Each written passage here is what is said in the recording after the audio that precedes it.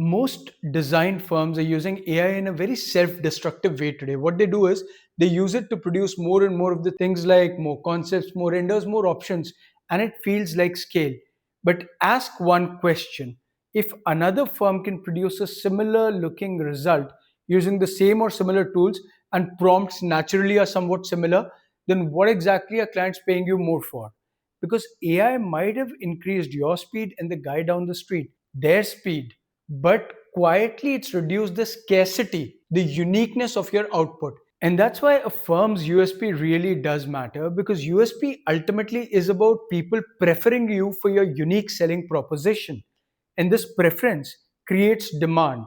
Demand ultimately is the opportunity to expand. That's what creates that opportunity to expand.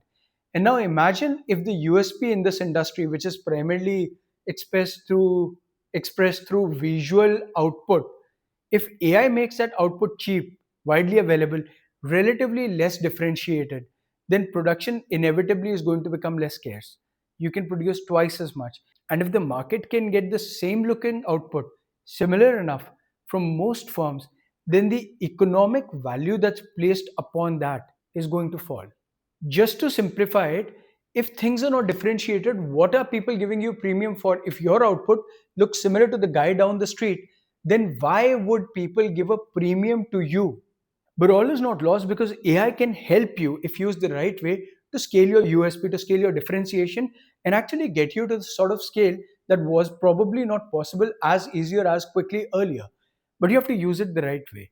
Separate production from judgment, because judgment is the real source of your differentiation, right? AI can be used to accelerate production where it makes sense, but things like your firm's judgment, your design methodology, your unique understanding of the client and their psychology, your technical knowledge, the procurement intelligence, your way of making trade offs between different priorities for the customer, for the house, whatever is best, right?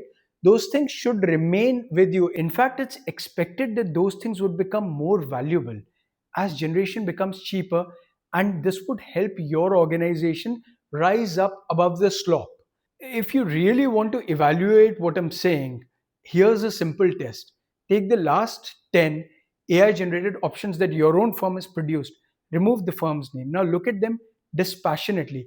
Could a prospective client tell that your firm made them rather than some other competent firm? If the answer is no, then you've scaled production, but you've not really scaled your differentiation. You've become part of the same common AI slop. Imagine two firms now, right? Firm A uses AI to generate hundreds of attractive images. Fine, fair. Firm B, it uses AI to accelerate visualization, but its differentiation comes from distinct design methodology, rigorous client discovery, technical judgment, like I said, trade offs, execution. Firm A will produce more images. Firm B will have a stronger reason for the market to choose it. Distinction matters because both firms are trying to expand. One is scaling production, and in all probably, it will have to give discounts to get the market to adopt its sameness. But the other one is scaling a capability that the market values and will place a premium on it. Thing is, AI does not directly destroy differentiation. Using AI wrong, that does. Using AI to make your differentiated output increasingly generic, that does. So the strategic question is not how much can AI help us produce, right? It is what becomes more valuable, because AI is making everything cheaper, or at least production cheaper. And then there is a second order problem. As production gets faster, decisions tend to multiply as well.